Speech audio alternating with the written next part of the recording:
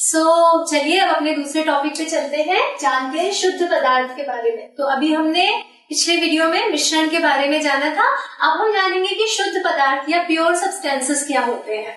जब किसी पदार्थ के हर एक कण के गुण एक ही होते हैं तो उसे हम शुद्ध पदार्थ कहते हैं। जैसे आसुत जल शुद्ध पदार्थ होता है या शुद्ध जल होता है क्योंकि इसका एक एक गुण जल के अणु से ही बना होता है। तो अब ये तो मैंने आपके लिए डेफिनेशन रीड आउट कर दी, लेकिन इसको समझने की कोशिश करते हैं। शुद्ध पदार्थ किसे कहते हैं? जैसे आपने घर में देखा होगा ना कि मम्मी जो होती है एक तरह की चीज को एक ही डब्बे में रखती है।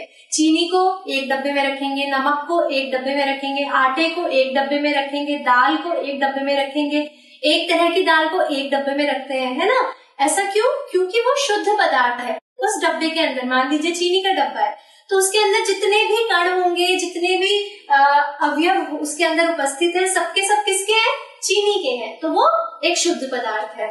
इसी तरह दाल का डब्बा है, मान लीजिए अरहर की दाल का डब्बा है, तो उसमें जितनी भी दाल के दाने आपको दिखाई देंगे वो सारे अरहर के होंगे, इसीलिए उसमें लेबल लगाते हैं हम अरहर की दाल, ठीक है ना। तो शुद्ध पदार्थ ऐसे सब्सटेंसेस होते हैं या ऐसे पदार्थ होते हैं जिनके हर एक कण के गुण एक समान होते हैं, ठीक है। जैसे चीनी उदाहरण ले तो चीनी के डब्बे में अगर चीनी भरी है तो हम कोई भी दाना उठा के देखेंगे तो उसका गुण बाकी दानों के गुण का जैसा ही होगा, अलग नहीं होगा। तो वो पदार्थ क्या कहलाता है? शुद्ध पदार्थ कहलाता है। तो जो भी चीजें हम इस्तेमाल करते हैं अलग होती है, जो जिसमें कुछ भी नई मिलावट नहीं है, वो एक शुद्ध पदार्थ है, ठीक है। अब देखिए यहाँ पर उदाहरण लिया गया है आसुत जल का। आसुत जल क्या होता है? आसुत जल यानी डिस्टिल्ड वाटर। जैसे हम देखते हैं ना कि हमारे घरों में जब बैटरी में इन्वर्टर होता है, इन्वर्टर की बैटरी में हम जो पानी डालते हैं वो कैसा पानी होता है? आसुत जल यानी डिस्टिल्ड वाटर होता है। क्यों? क्योंकि अभी हमने पिछले वाले स्लाइड में देखा था कि जल एक मिश्रण है, ठीक है।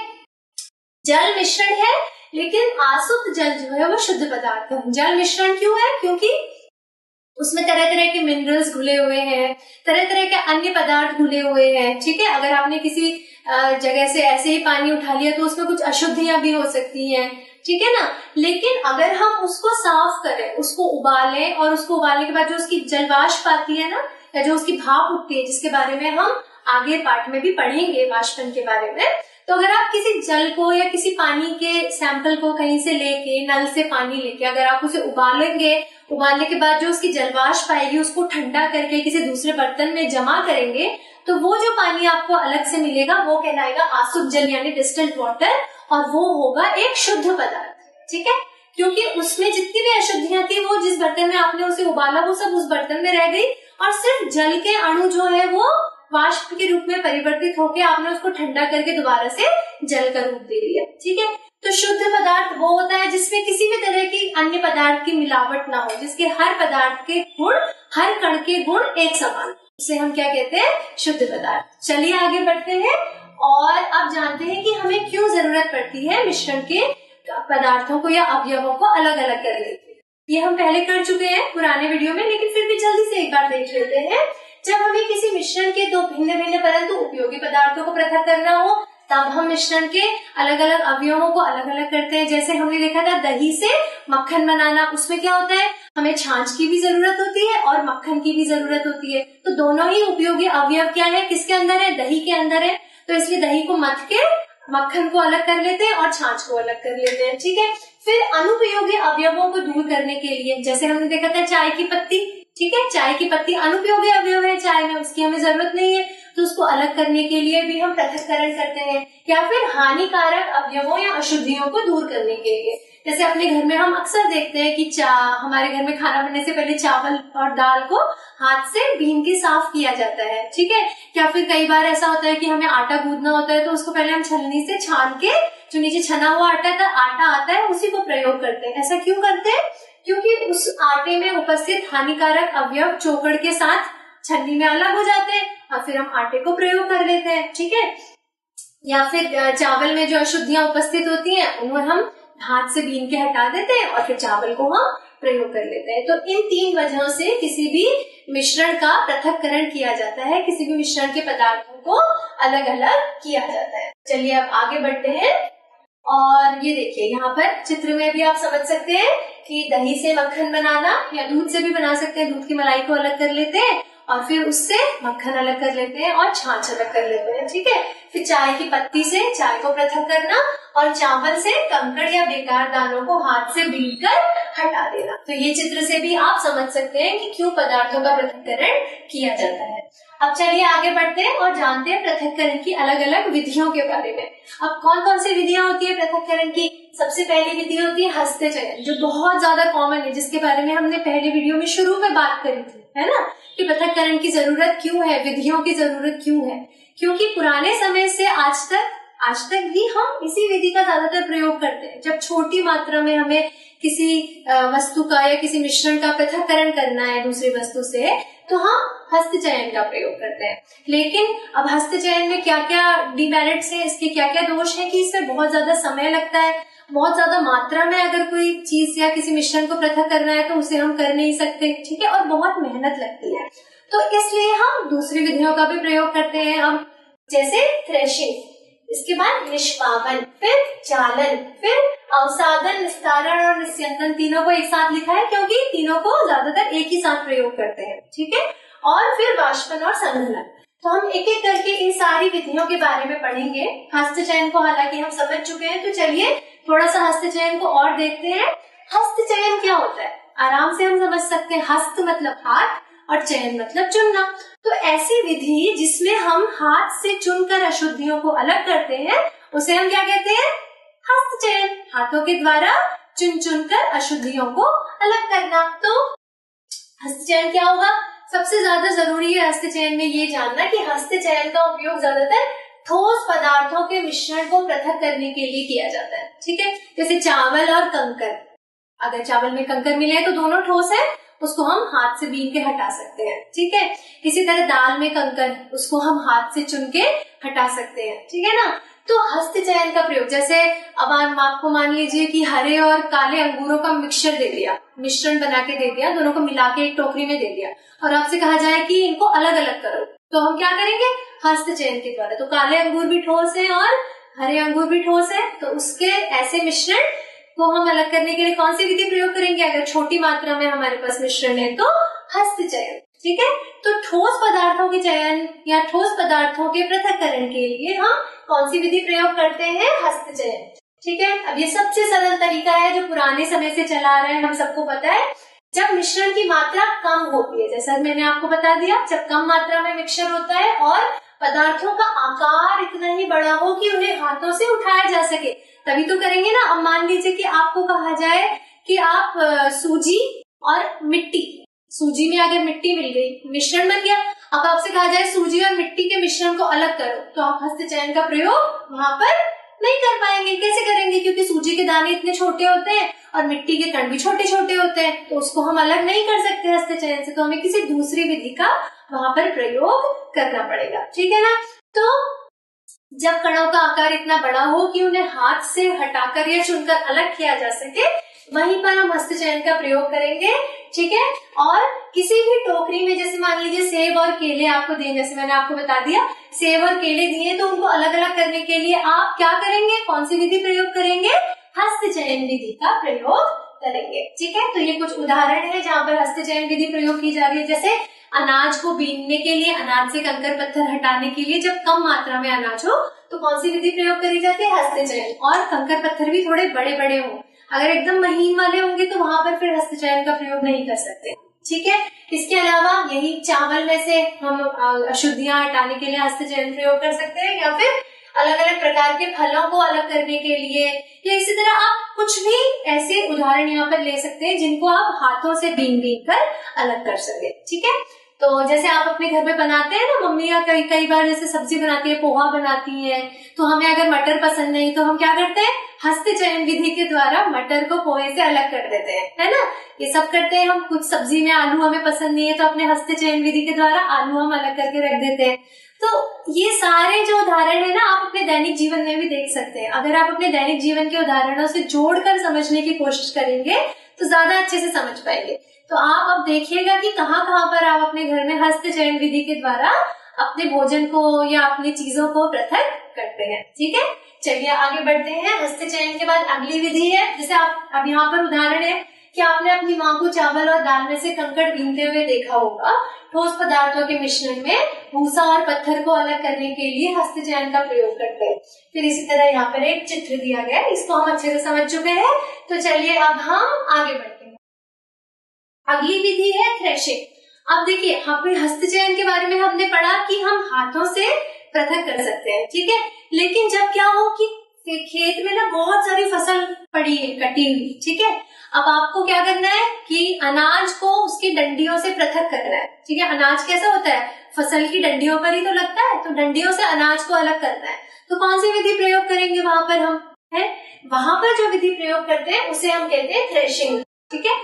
तो कटी हुई फसल की डंडियों से अनाज को निकालने के लिए थ्रेशिंग या दौनी भी कहते हैं, इसको दौनी विधि का प्रयोग किया जाता है। अब थ्रेशिंग भी ना 3 तरीके से होती है। अभी तो हमारे पास ना बहुत अच्छे कृषि संसाधन है, बड़ी बड़ी मशीनरी है, तो हम क्या करते हैं, कृषि में भी मशीनों का इस्तेमाल करते हैं, ट्रैक्टर का, है ना। और ये जैसे थ्रेशिंग के लिए भी मशीन का इस्तेमाल करते हैं, हम आगे बढ़ेंगे। लेकिन पुराने समय में लोगों के पास ये सब नहीं होता था, तो वो पारंपरिक विधियों का प्रयोग करते थे, ठीक है। तो थ्रेशिंग की ये जो विधि है ये 3 प्रकार से होती है, और इसमें पारंपरिक 2 विधियां हैं और एक नहीं है, ठीक है। तो सबसे पहले थ्रेशिंग की जाती है हाथ से थ्रेशिंग। तो पुराने जमाने में हाथ से ही थ्रेशिंग की जाती थी। क्या करते थे कि फसल को काट के उसके बड़े बड़े अनाज के ढेर लगाते थे, और फिर जो किसान होता था ना वो छोटे छोटे गट्ठर बनाता था डंडियों के, और उन्हें पत्थर पे जोर जोर से ऐसे पटका जाता है। तो उससे क्या होता है कि पटकने की वजह से दाने डंडियों से अलग हो जाते हैं, तो इससे दानों को हम अलग इकट्ठा कर लेते हैं और डंडियों को अलग इकट्ठा कर लेते हैं, ठीक है। तो कटी हुई फसल का गट्ठर छोटा होता है जब उसे किसी कठोर सतह पर हाथ से पीटा जाता है और इससे अनाज अलग हो जाता है। तो ये हो गया हाथ से थ्रेशिंग, ठीक है। आप चित्र में देख के भी आराम से समझ सकते हैं, आपकी बुक में भी है ये वाला चित्र। अब चलिए आगे बढ़ते हैं मवेशी से थ्रेशिंग। मवेशी मतलब जानवर। तो आप क्या करते हैं, एक तरीका तो ये है कि आप खुद ही हाथ से छोटे छोटे फसल के गट्ठर बना के उनको पटक के दानों को अलग करें। दूसरा तरीका क्या है कि जब बहुत ज्यादा मात्रा में फसल होती है ना हमारे पास, तो क्या करते हैं, फसल को एक ग्राउंड में फैला देते हैं, ठीक है। फिर एक खूंटी की मदद से ना बहुत सारे जानवरों को बांध देते हैं और फिर उन्हें गोल गोल गोल उस फसल के ऊपर ऐसे चलाया जाता है, ठीक है। तो इससे क्या होता है कि फसल के जो दाने होते हैं वो जानवरों की पैरों के नीचे आते हैं, डंडियों से अलग हो जाते हैं, ठीक है। तो इसमें यही होता है। अब इसमें क्या होता है, फसल की मात्रा जब अधिक हो तो मवेशियों की मदद ली जाती है। बांस के एक खूंटे के चारों ओर फसल की गट्ठरों को फैला दिया जाता है और फिर उस खूंटे से एक कतार में कई बैलों या भैंसों को बांधकर फसल पर चलाया जाता है, ठीक है, चलवाया जाता है। तो मवेशियों के खुरों से रौंदे जाने के कारण अनाज अलग हो जाता है और इसे हम क्या कहते हैं, मवेशियों के द्वारा थ्रेशिंग कहते हैं, ठीक है। अब चलिए तीसरा तरीका देखते हैं, थ्रेशिंग मशीन। तो आजकल मॉडर्न एग्रीकल्चर में इसी विधि का ज्यादातर प्रयोग करते हैं। एक मशीन होती है थ्रेशिंग मशीन, इसमें हम क्या करते हैं, इसको थ्रेशर भी कहते हैं, ठीक है। अब इसमें क्या करते हैं, इसको डीजल के द्वारा या फिर बिजली से चलाते हैं और इस मशीन की सहायता से बहुत बड़ी मात्रा में थ्रेशिंग बहुत कम समय में हो जाती है। अब इसका फायदा यही है कि बहुत ज्यादा फसल की थ्रेशिंग बहुत कम समय में हो जाती है और इससे समय और मेहनत दोनों की बचत होती है। तो इसमें क्या करते हैं कि डंडों समेत फसल को अंदर डाल देते हैं और फिर क्या होता है, डंडे अलग जमा हो जाते हैं और अनाज के जो दाने होते हैं वो अलग जमा हो जाते हैं। तो ये है मशीन के द्वारा थ्रेशिंग, और ये चित्र है थ्रेशिंग मशीन का, जिससे हम फसल को, डंडियों को और अनाज को अलग कर सकते हैं, ठीक है। अब चलिए आगे बढ़ते हैं और अगली विधि के बारे में जानते हैं। चलिए अब करते हैं अगली विधि जो है चालन, ठीक है। तो चालन मतलब चलाना, है ना, चलाना। किसको चलाना, एक छलनी को चलाना, ठीक है। चालन में हम क्या करते हैं, जो भी हमें पदार्थ साफ करना होता है उसको छलनी में रखते हैं, ठीक है, और फिर ऐसे छलनी को ऐसे हाथों से चलाते हैं। तो क्या होता है कि सारा का सारा जो छोटे कण वाला पदार्थ होता है वो नीचे आ जाता है, बड़े कण जो होते हैं वो छलनी के ऊपर ही रह जाते हैं, है ना। तो यही होता है चालन। अब ये हम रोज अपने घर में होते हुए देखते हैं। आटा गूंथने से पहले मम्मी हमेशा क्या करती है, आटे को छानती है ना, तभी तो चोकड़ और आटा अलग अलग होता है, या जो भी आटे में अशुद्धि होती है वो आटे से अलग हो जाती है।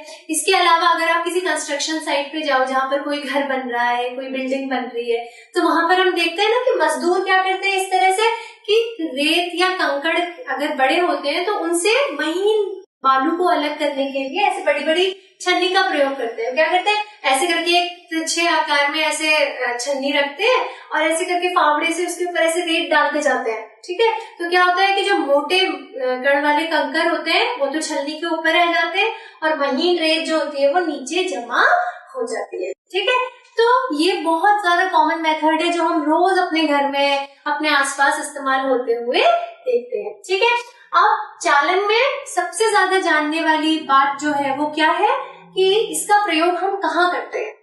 इसका प्रयोग हम वहां पर करते हैं जब मिश्रण के कणों का आकार बहुत छोटा होता है या फिर जब मिश्रण की मात्रा बहुत बड़ी होती है। ठीक है, मतलब जैसे उदाहरण के तौर पे एक आपको मैंने सबसे पहले वाली स्लाइड में प्रश्न पूछा था कि अगर सूजी और मिट्टी का मिश्रण आपस में अलग करना हो तो कैसे करेंगे।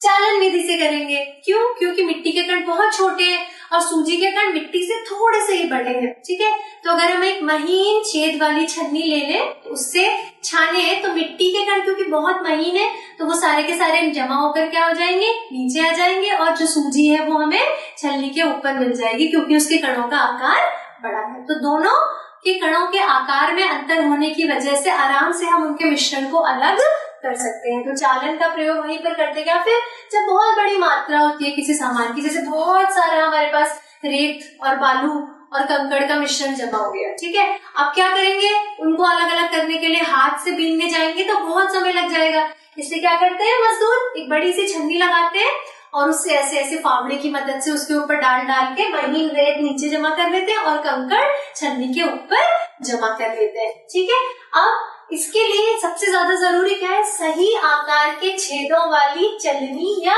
छलनी का इस्तेमाल करना चाहिए। ठीक है, सबसे बड़ी बात यह है कि हमें क्या अलग करना है उस हिसाब से। जैसे चाय की पत्ती को चाय से अलग करना है तो छन्नी के कणों का आकार ऐसा होना चाहिए कि जिससे चाय की पत्ती के कण उसके ऊपर अटक जाए।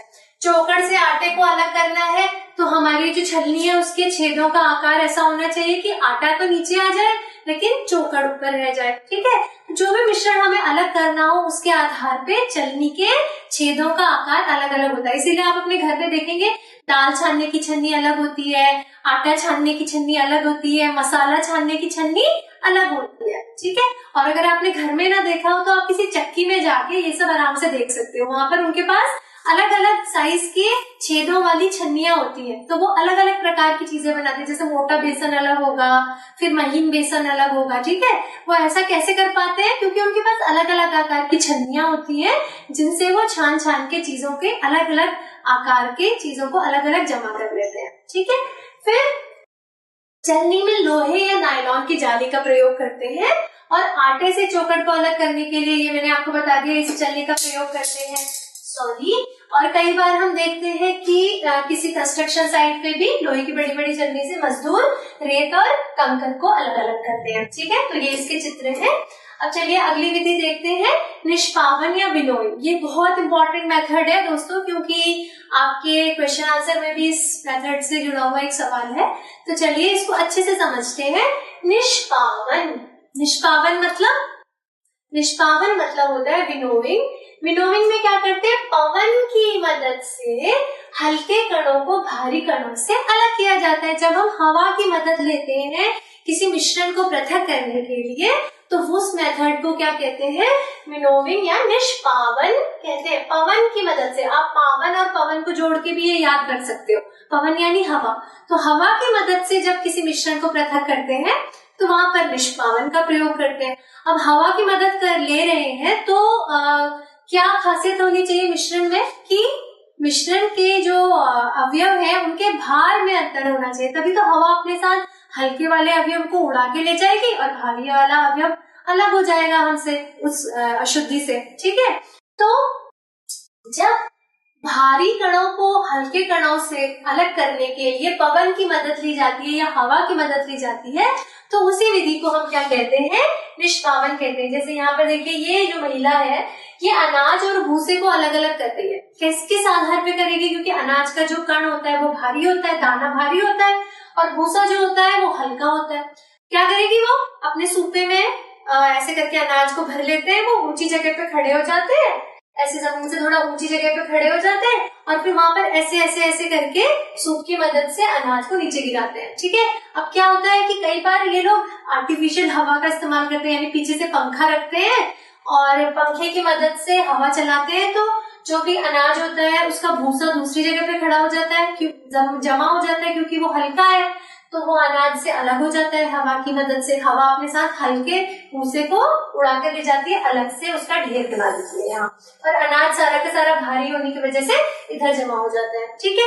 और कई बार क्या होता है, नेचुरल हवा का भी प्रयोग करके ये काम किया जाता है। जैसे गाँव वगैरह में क्या करते हैं, वो किसी ऊंची जगह पे किसी टीले वीले पे खड़े हो जाते हैं और वहां से फिर अनाज को नीचे गिराते हैं, तो वहां पर तो अपने आप ही ऐसे ऊंचे टीले पे खड़े हैं तो हवा तेज चलती है।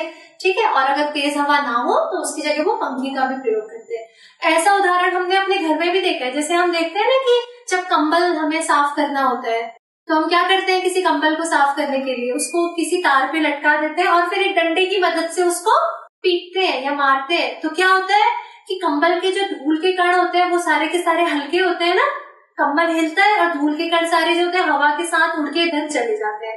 अपने घर में भी हम देखते हैं, मैट को हमें साफ करना होता है तो हम उसको झाड़ते हैं जोर जोर से। चादर को, कभी बिस्तरे की चादर को साफ करना होता है तो उसको उठा के ऐसे हम झाड़ते हैं, तो उससे क्या होता है, हवा की मदद से जो हल्की धूल वगैरह होती है वो हवा के साथ उड़ जाती है और चादर जो है वो साफ हो जाती है। ठीक है। तो वहां पर भी हम निष्पावन ही कहते हैं, उस क्रिया को भी हम निष्पावन कह सकते हैं। लेकिन आप ये सब बस समझने के लिए याद रखिए कि मैं आपको समझाने के लिए उदाहरण दे रही हूँ, पर जनरली या ज्यादातर हम देखते हैं कि निष्पावन का प्रयोग किसान अपने अनाज और भूसे को पृथक करने के लिए ही करते हैं। ठीक है।